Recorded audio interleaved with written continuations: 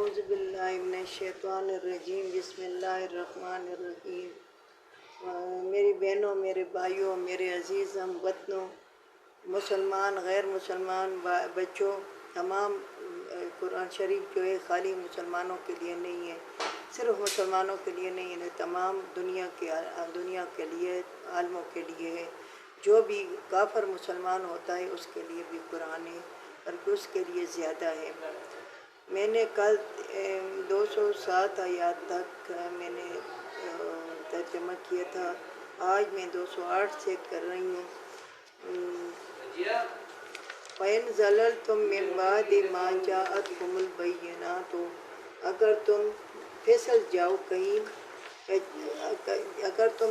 जाओ बाद इसके कि आ गई तुम्हारे पास दलील। अगर तुम्हारे पास दलील आ गई, यानी तुम कुरान से बाखबर हो गए, तुम इल्म से बाखबर हो गए, तुम हदीस से बाखबर हो गए, और उसके बावजूद भी फिसल गए, तो समझो कि बेशक अल्लाह ताला ज़बरदस्त हिकमत वाला है। फिर वो तुम्हें बाद भी मौका देगा, मगर तुम तौबा मुकम्मल तौबा करोगे और अल्लाह से माफ़ी मांगोगे तो फिर अल्लाह ताला राज़ी होगा। अगर ऐसा नहीं है तो तुम फिसलते रहो और यहीं से फिसलते रहो, इसी तरह तुम फिर दोज़ख में जाओगे। तुम्हारे लिए कोई भी खैर का रास्ता कोई भी नहीं है। हल यंजुरून इल्ला अन यातिहुमुल्लाहु फी ज़ुललिम मिनल गमामी वल मलाइकति व कुदियल अम्र। आया ये किस चीज़ का इंतज़ार करते हैं, मगर कि आ जाए इनके पास अल्लाह आसमान पे बादलों की तरह, आसमान पे यानी साए की तरह, या आसमान के बादलों की तरह, या फरिश्ते आ जाएं तो फिर तो फैसला हो जाएगा इस काम का। ये क्या इंतज़ार करते हैं, ये क्यों दीन नहीं कबूल करते, ये क्यों मुसलमान नहीं होते, या मुसलमान इस्लाम पर अमल क्यों नहीं करते, कुरान पर अमल नहीं करते। ये कहते हैं कि अल्लाह आ जाए, जैसे साया आ जाता है, जैसे साया कर देते हैं, जैसे धूप जली जाती है, साया हो जाता है, और या बादलों की तरह बादलों में से अल्लाह नाजिल हो जाए, अल्लाह नाजिल हो जाए और फरिश्ते हमारे सामने आ जाए। तो मेरी बहनों, ये होगा, ज़रूर होगा, मगर मरने के बाद क़यामत वाले दिन होगा। ये दुनिया में नहीं हो सकता। वक़ुदियल अम्र, फिर तो तमाम कामों का फैसला यहीं पे हो जाए, फिर तो यहीं पे हो जाए। फिर तो क़यामत की कुछ ज़रूरत ही नहीं है कि क़यामत पे हम क्या करते हैं, क्या नहीं करते, हमारे साथ क्या होता है, क्या हमारे साथ किया जाएगा। फिर तो दुनिया में भी फैसला हो जाएगा। फिर तो क़यामत की ज़रूरत नहीं है कि अब तुम ऐसा मांगते हो। व इलल्लाहि तुरजउल उमूर, और अल्लाह की तरफ है तमाम कामों का इंजाम। याद रखो, कोई भी ऐसे इंजाम को नहीं पहुंच सकता सिवाय अल्लाह के।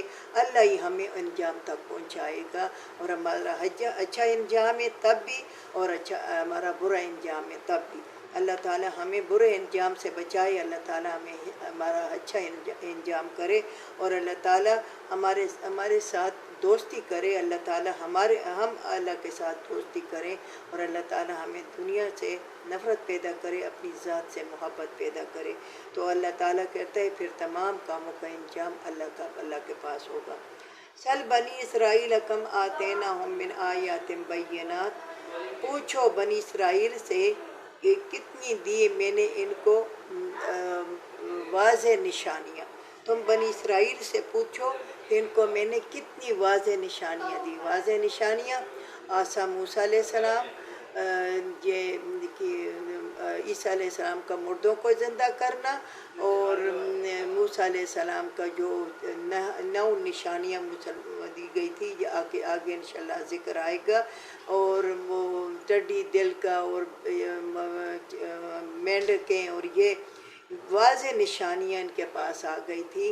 और ईसा अलैहिस्सलाम जो मुर्दों को ज़िंदा करते थे, और ये आगे इसका भी ज़िक्र इंशाल्लाह आएगा। और वो मट्टी से परिंदा बनाते थे, फिर उसमें फूंक मारते थे तो उड़ जाता था। ये तमाम निशानियाँ इनके पास आ गई हैं, और इनको पता है कि ये निशानियाँ अल्लाह की तरफ से हैं। तुम पूछो बनी इसराइल को कि इनके पास वाज़े निशानियाँ आई थी।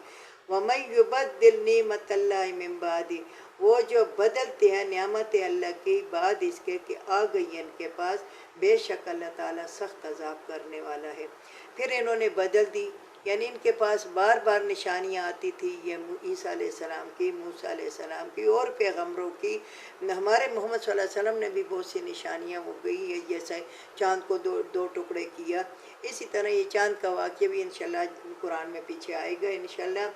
پر پھر اس کے بعد پھر بدل دیتے تھے اللہ کی نعمتیں بعد اس کے کہ آج آ جاتے ان کے پاس۔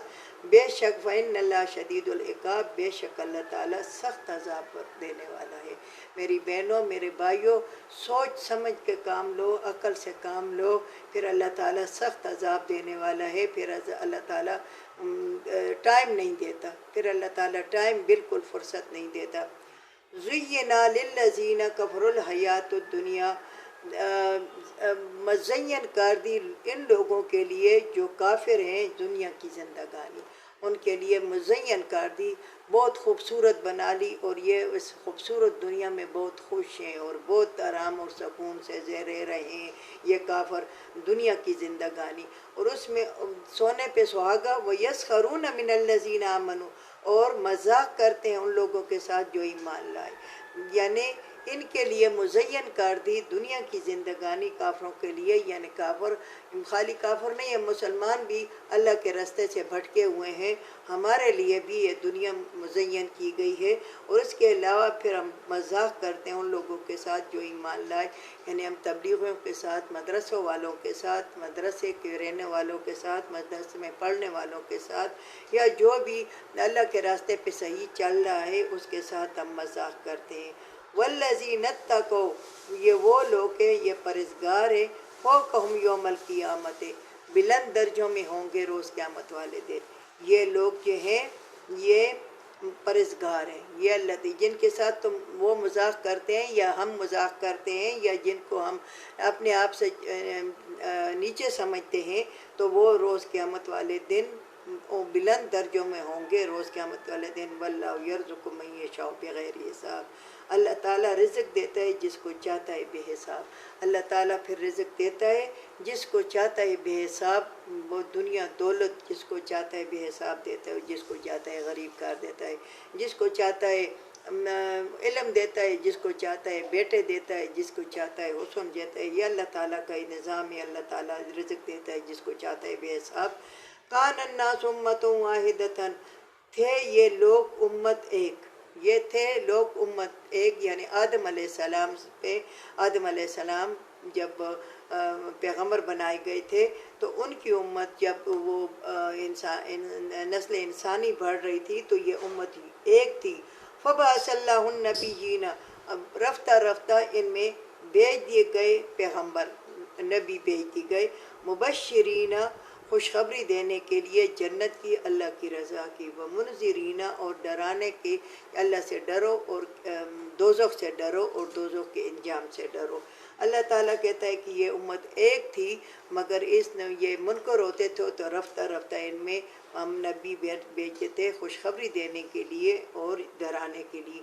وَأَنزَلَ مَعَهُمُ الْكِتَابَ، اور نازل کی ان کے ساتھ کتاب، حق کے ساتھ، حق کے ساتھ، ان کے ساتھ پھر ایک کتاب آتی تھی باقاعدہ حق کے ساتھ، جیسے ہم کوئی مشینری لیتے ہیں یا کوئی ایسی چیز لیتے ہیں یا فریج لیتے ہیں یا ایئر کنڈیشن جو بھی لیتے ہیں، اس کے ساتھ ایک کتاب آتی ہے کہ جب یہ خراب ہوگا تو اس طریقے سے اس کو ٹھیک کیا جائے گا۔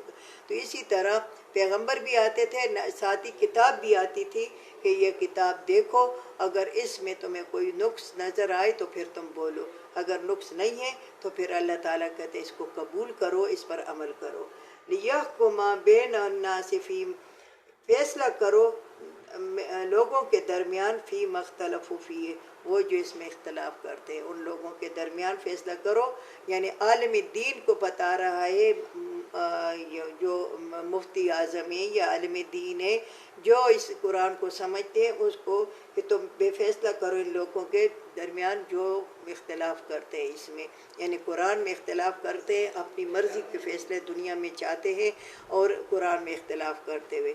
وَمَا اخْتَلَفَ فِيهِ إِلَّا الَّذِينَ، نہیں اختلاف کرتے اس میں مگر وہ لوگ جو دی گئی ان کو بعد اس کے، نہیں اختلاف کر کے مگر وہ لوگ جو دی گئی تھی ان کو بعد اس کے، یعنی ان کو پتہ نہیں تھا، پھر اس کے بعد پیغمبر ان کے پاس آیا اور پیغمبر نے ان کو بتایا، مگر چونکہ واضح ما جاءتہم البینات، واضح دلیل ان کے پاس آ گئی تھی، کھلی دلیل آ گئی تھی، بغیم بینہم، تو پھر یہ حسد کرتے ہیں، کینہ ان میں دل میں کہ یہ محمد صلی اللہ علیہ وسلم قریش میں کیوں پیدا ہوئی، یا بنی اسرائیل میں پیدا ہوتے، اس کا آگے بھی بیان انشاءاللہ آئے گا۔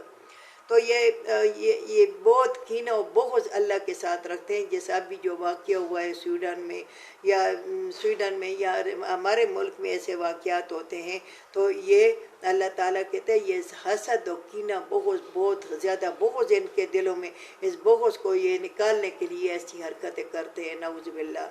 فَهَدَى اللَّهُ الَّذِينَ آمَنُوا، پس ہدایت دیتا ہے اللہ تعالیٰ ان لوگوں کو جو ایمان لائے، بس ہدایت اللہ تعالیٰ ان لوگوں کو دیتا ہے جو ایمان لائے، لِمَا اخْتَلَفُوا، اختلاف نہ کرو اس میں مگر حق کے ساتھ، اختلاف نہ کرو، حق کے ساتھ اس کو مانو، بِإِذْنِ، اللہ کے حکم کے مطابق، وَاللَّهُ يَهْدِي مَن يَشَاءُ إِلَىٰ صِرَاطٍ مُسْتَقِيمٍ، اللہ تعالیٰ ہدایت دیتا ہے جس کو چاہتا ہے طرف راستے صحیح راستے کی۔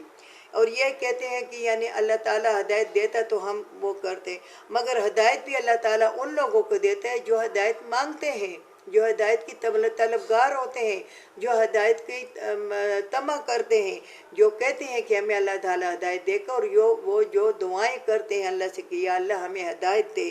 دیکھو میری بہنوں، میرے بھائیوں،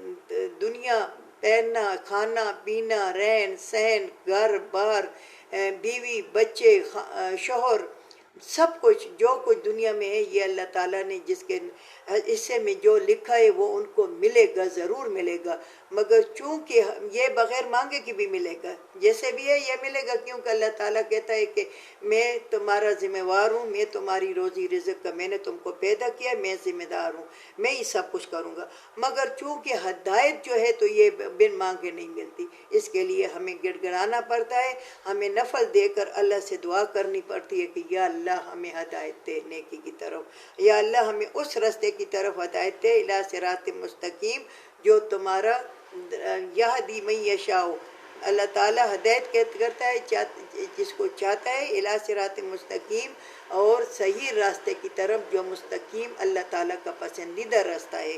تو ہمیں چاہیے کہ ہمیں ہدایت کے لیے رات دن دعا کریں کہ یا اللہ ہمیں ہدایت دے، اللہ تعالیٰ ہمیں قرآن کو سمجھنے کی، قرآن کو پڑھنے کی، قرآن کو سیکھنے کی اللہ تعالیٰ ہمیں ہدایت دے، اللہ تعالیٰ ہمیں قرآن کو سمجھنے کی ہدایت دے۔ وآخر دعوانا الحمدللہ۔